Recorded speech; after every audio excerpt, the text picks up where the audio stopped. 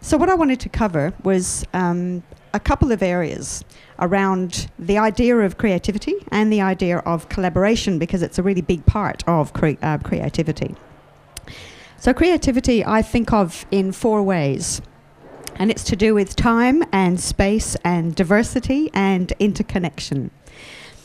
So with time, the interesting thing about getting creative ideas, which is novel ideas. So innovation is putting them into practice. Creativity is coming up with that new idea, putting things together that weren't together before and creating something new, a concept or an idea.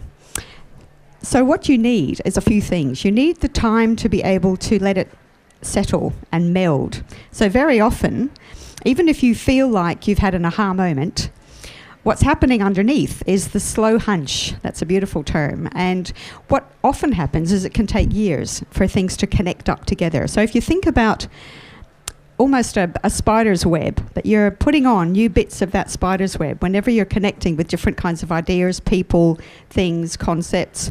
And so sometimes it takes a long, long time for that to bubble around and connect in the background. And your brain's really good at the real working memory, letting you be day to day, and then the long term and the mid-term memory and that chunked capacity in different areas slowly connecting up in the background. And also when you're in something called abstraction. So think about it like little octopi, if you like, in your brain almost, and they can be sitting on their own, and then every now and then they'll connect across.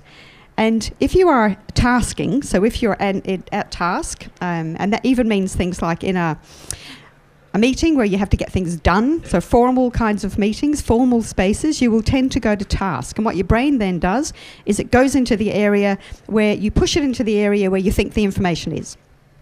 But when you abstract, it means that you kind of pull back and you let the brain connect in a different way. And so daydreaming mode is another way of thinking about it. We can actually watch under a scanning, various different types of scans now. And it lets the connections wander around in places where they're not normally together. So you need the time to do that. You need the space for a number of things. You need cognitive space to do it. You also need the space to connect up with other people. You need the space to share ideas, and you also need the space to be very sort of divergent on your own. What your brain loves, I call it caves and cathedrals.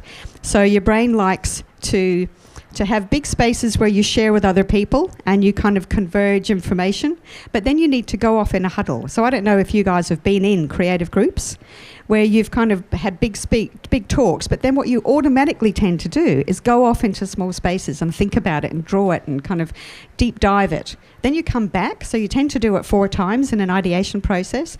So you you converge, and weirdly you like big spaces. You diverge, and then you like your little places to go. And then you get back again, and you converge again. The information, you make a sort of make sense of what you've got in your brain.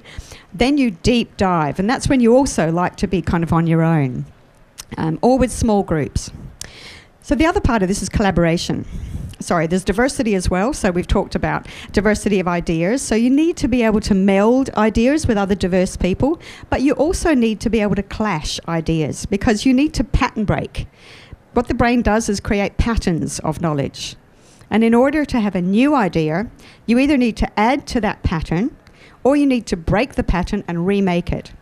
And you can only do that when you engage empathically, because of the kinds of chemicals you get in your brain when you interact directly with other human beings.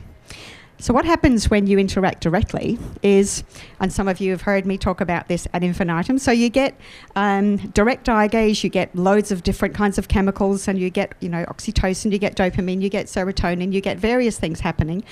And when you share space, you get a thing called dynamic resonance, because we actually resonate in all sorts of ways. We even resonate theta waves. We resonate a number of types of chemical. So what you end up with is if you're in a space with a group that you trust, that you have humour and respect around, then up goes all sorts of chemicals that are positive for your brain to increase in speed and nimbleness, absorption of information, coming up with new ideas. And if you're really interested in something, and if you've got a cause together, if you're really trying to do something, that you've got a shared idea about what you want to do, then your parasympathetic nervous system fires. And you get a number of chemicals, but one of them is a very long chemical. It's shortened to BDNF, and that creates brand new neurons and dendrites.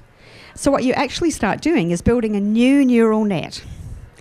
And you can do it as a bunch of people. So you have this capacity, and imagine sort of carrying around the same shared map of where you're going and what you're doing.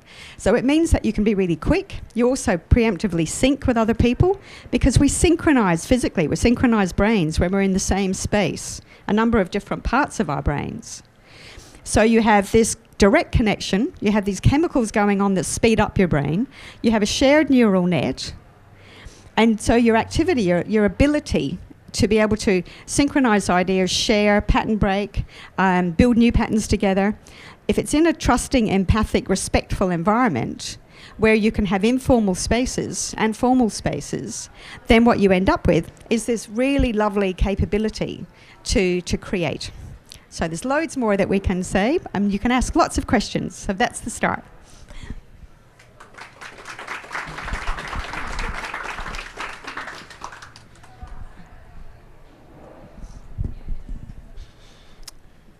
Thanks very much, Fiona, and good morning, everyone. It's wonderful to be here, and thank you again to the Don Dunstan Foundation for the opportunity to meet so many of you. I'm going to be directly sort of on the opposite side of Fiona's talk and give you a very practical, pragmatic, brief overview of how we tried to design for and build collaboration, and then we'll get Fiona to explain to me retroactively why that all worked.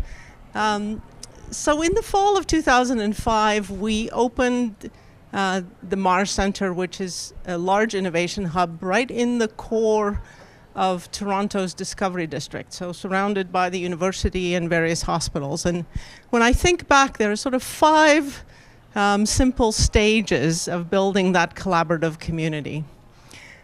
First, obviously, as we approached the opening of the center, we had to find the right mix of tenants. So the people that would show up every day, occupy space formally, and really be the core of the community. And at that stage, we really did this in based on a somewhat theoretical model of what we thought was essential. And our strong belief was that if our goal was to accelerate innovation, we had to have the whole innovation food chain, the life cycle, present in the center at that base tenant level.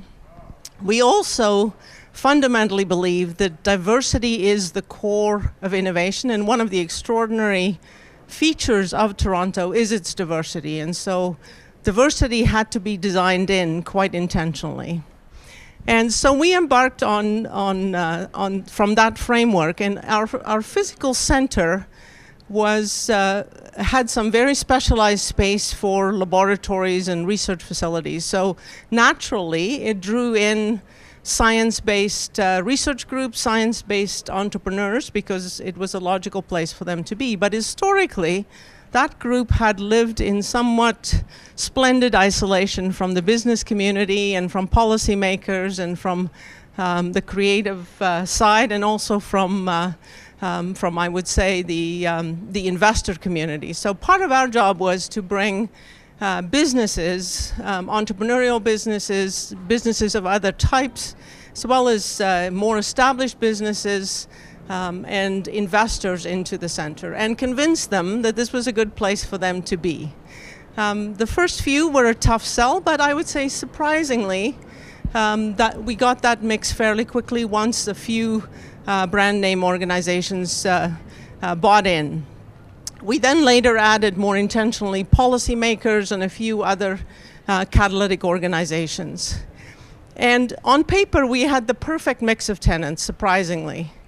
But what we learned over time is that there's another dimension to what seemed like a great mix on paper, and that was alignment around the mission and the creative goals of the complex, and that we could have a very, brand name organization, but if they weren't engaging with the community, there was no point of them being there. And so we sort of added this extra dimension of trying to find the alignment. Why would they come here? Were they interested in helping us build the community? Who would actually be here? Would it be their change agents within their organization that would physically be in the center? And how would they engage, and was their definition of success aligned with being part of this shared community? So that was the first layer, and in conjunction with building that core, we then also had to find a way to animate the center in a much broader way, which was to get the community involved, to make sure that we begin to host programs and events that would bring the wider community in, make the center available to others to host their communities, and begin that process of having the broader community, who were not necessarily physically going to work there every day, feel a sense of value, feel connected, and ultimately buy into the success of the center. And what we learned very quickly is the best way to do that is to make the boundaries extremely porous to the creative community. So take our programs out, bring the programs of the city and of the community in, and have an enormous host arts festivals. Just make that a creative space much more broadly than a narrow innovation mission. So that was sort of the second stage of that community. The third stage was then, and sometimes we refer to this in the creativity language as close ties and looser ties. We then began to build very purposeful programs for our core constituency, which was that group of innovators and entrepreneurs that were trying to change the world, trying to build a new generation of businesses, and in a very intentional way build advisory support, connections to capital, connections to talent, connections to customers for that community. And they became then very bought in to the value and began to be the sort of hot core of the community. The fourth stage, I would say, was to realize that even though this community was now starting to flourish, there were particular barriers that would stunt the growth. And that those barriers were not going to fix themselves just by the maturing of the ecosystem. And those related to building capital pools that would go early when projects were still very raw, finding the business talent to match up to the scientific innovators, particularly in areas like life sciences or biotech. It meant engaging the corporate sector with the young startup community in a way that was productive and ethical. And ultimately, it meant very actively starting to work with a whole range of other partners, utilities, hospitals, regulators, the education system, to become a better adopter of our innovations in those tough areas where the customer is actually one of our own public sector services. And honestly, to do that was probably one of the hardest pieces of work, because not only did collaboration now become an extreme sport, we really had to up our tool set and actually build the tool set of the community to work together to adopt and bring in some of these breakthrough innovations. And then I would say the fifth stage has been the stage of replication and networks of networks, or getting to scale. So when we opened our doors in the fall of 2005 for our first phase, there were no incubators in the city. The ecosystem was very, very nascent. And since then, we've seen an absolute proliferation of other hotspots, other co-working spaces, other centers, which of course speaks to the maturing of the ecosystem, but also gave entrepreneurs a lot more choice, allowed people to specialize and create specific communities of interest and so on. And we saw this community of a network of hotspots develop. And I would say, because it became very clear that by working closely together and working with the city, everybody's boat was rising as the brand and awareness of the city rose globally.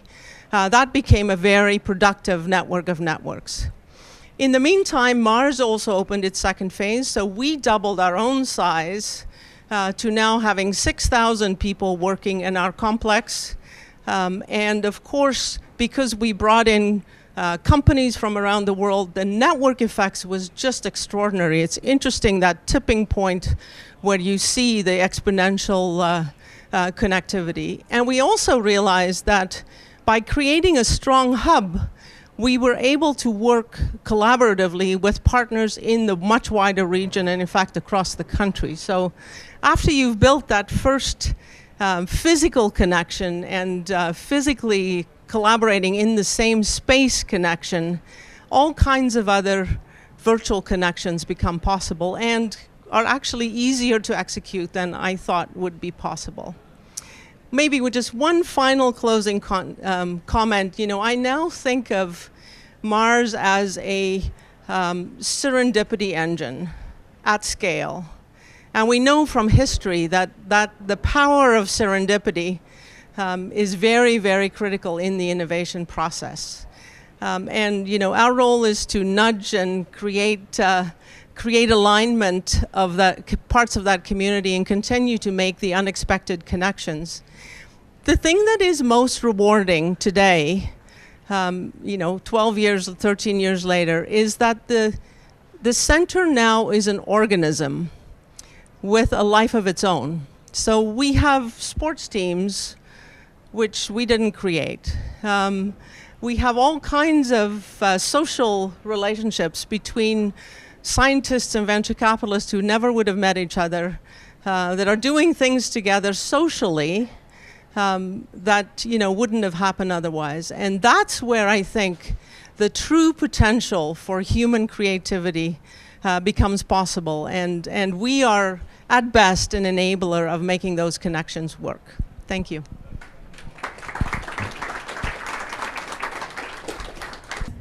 Okay, so you talked about loose tight, if you like. So one of the things that the interesting thing that drives a lot of people is because they need to be in that safe space to be resilient and then start thinking about new ideas.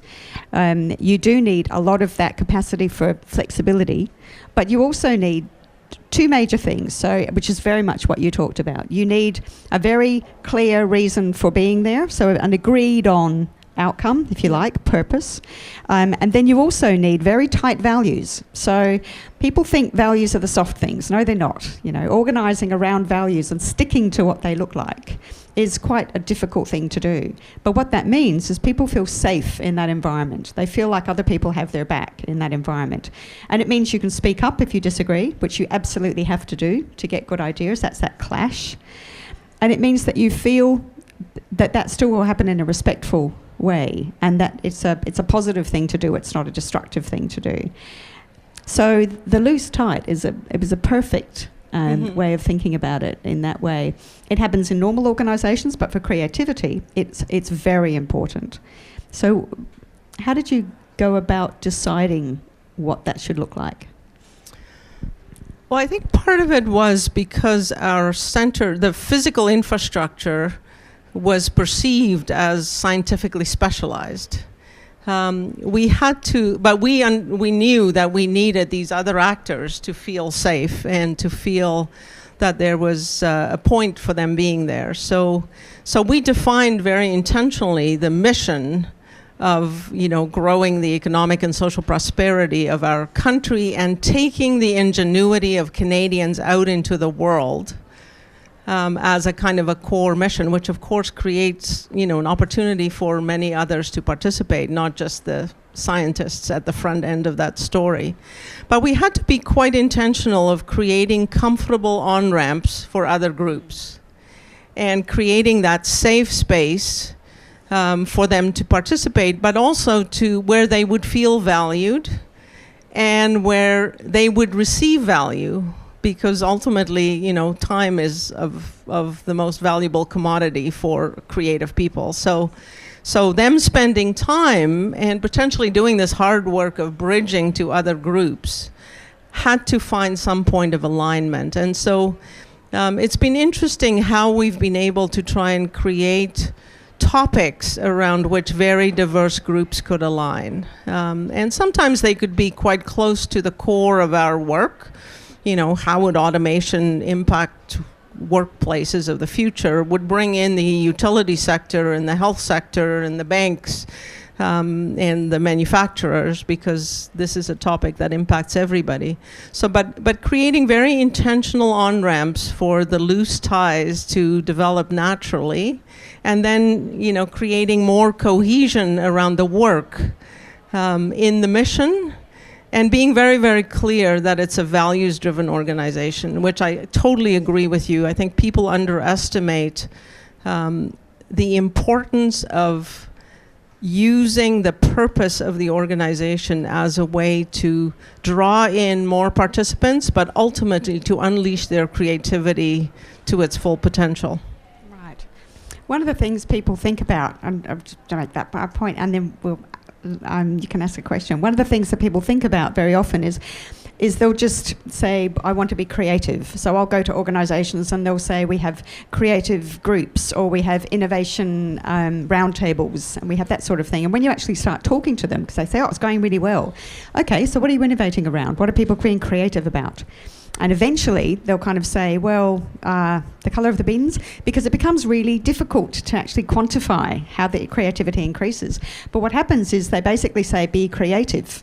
So if we were to sit here and Ilse and I were to say to you, for the next minute we want you to be creative, and then tell us what you come up with, you wouldn't really come up with very much. But what Ilse is talking about is bounding. So the brain needs a boundary around a concept.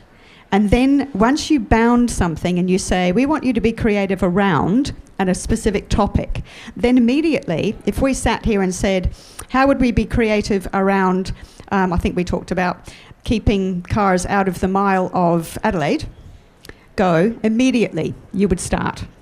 And it's because it gives it a boundary and a structure.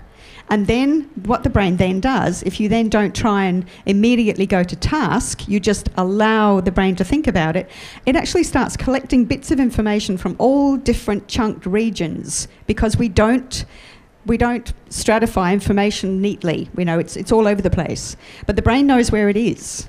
So then it starts to collect it, and it starts to put it into this new kind of structure. So you have to be, it's a loose, tight structure. You have to have something to steer against, and then inside that you can get really creative. But the other side of that is what you said around having something for people to come to. So one of the fascinating things I think about Mars, apart from the fact it looks beautiful, is the few places where they have really lovely, very obvious creativity and innovation centres. Once you start getting people coming in from outside, one of the reasons they can do that is because, again, our brain thinks very much in pictures and patterns. And so it thinks of Mars as creativity. Mm-hmm. So it's got something to actually, be very specific about. So it means that they also can come to you more because there's a picture in their heads about that's what you do when you want to be creative. So places like Barcelona, there's a few places that do that really, really well. And it's because, again, of how we think. We create that picture, we create that map, it becomes really much more easy to go to that process. Yeah, and I think what I tried to just highlight is, when we opened our door, we had no legitimacy as a place of creativity, right? It was a project that was plonked in an ecosystem. It had no life to it. And it was really the process of populating it and creating these doors and then starting to show results. But at the core of that was a sense of purpose and a sense of value. And then you start to see the flywheel effect, which is really quite profound. And you're absolutely right. People then become associated, they associate you with a certain way of working. And that gives you, of course, more permission to push the boundaries and put even tougher problems on the table. And they also are a little bit more prepared to work through the challenging thing of, we talk about diversity is essential for innovation, but it's hard. And it's particularly hard when you're trying to not just bring diverse group of people and not just go to the lowest common denominator of intersectional interest. You're actually trying to draw on the best expertise from scientists, from policymakers, from business leaders, from the community, and find true solutions to tough problems. You have to have people prepared to do the work and take the time and build the trust in the group, so that, creating that legitimacy and that sense of a place where you want to do that and it's worthwhile spending your time, I think is very important. Well, there's a couple of things there too. We could talk all day. So one of the interesting things about diversity that we get wrong, whether it's creativity or all sorts of other things, is we look at diversity first. And what we say is we have to build this diversely. We have to have a diverse group. What you do is you get a very clear idea about what what the purpose is, and then you allow anything, no matter how diverse, to come in and be part of that. So what you find is the alignment is there. Mm-hmm. About the sense of purpose and about how you're going to think. So the fact that you can get that permission is actually because when you've got all those excitements, sort of chemicals, parasympathetic nervous system and all that kind of thing, then another thing that happens, apart from being faster and more creative, is we have less resistance to new ideas. We can try new things, we step into that kind of space, but it's also because we feel we trust the other people, because everybody is in that same value set. Yeah. And it actually cues your brain. So you almost step into Mars and you cue into that way of thinking. So it's very efficient and effective and fast. Your brain switches into that way of working. Mm-hmm. Yeah, the alignment around the problem that we all care about, but we bring a very diverse set of capabilities, networks, and so on, I think is the core of being efficient in that process. So one of the things that really good, innovative, creative hubs do is they allow information to be shared, stored, rewarded. How do you go about information? Multiple ways. I mean, it's a very challenging actual topic, just because there's so much of it, aside from anything else. So we've created sort of information and data clusters around the key areas of work. So there's a data and information group in health. There's a data and information group in energy. There's one in education. There's an overall one. We have very intentional open source collaborative activity, particularly in one of the toughest areas, and honestly, it's almost a cultural thing we're forcing through. We have one of the world's biggest open source drug development centers right in the heart of our complex, and it's interesting how that just changes the way people think about proprietary information. But the data and information infrastructure is obviously widely shared among the people in the network, and that we don't try to control, but trying to create structured data centers where actors can participate in sharing their data, using the data under the appropriate privacy and security conditions. We've actually had to invest quite significantly to create those pools, but of course now it allows all kinds of other things to happen. For example, and I know it's a topic of interest here, we have the new Vector Institute, which is a machine learning and artificial intelligence institute that's located in our center. And we are very, very actively working with them to bring together the data pools that can be used both for research and for applied usage. Yes.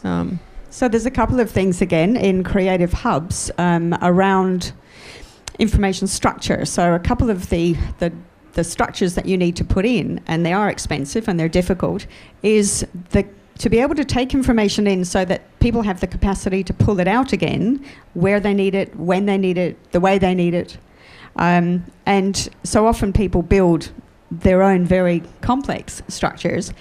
But one of the interesting things too in a lot of places, so I was involved in a pharmaceutical hub, and what we noticed was people were not sharing. They had great ideas, very often at 2 a.m, you know, at work or in canteens, and we could get to that.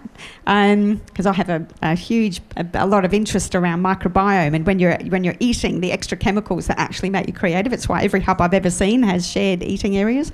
And what we noticed was that they wouldn't share the information publicly because they might lose that idea, because there were still rewards in that system for whoever came up with those ideas.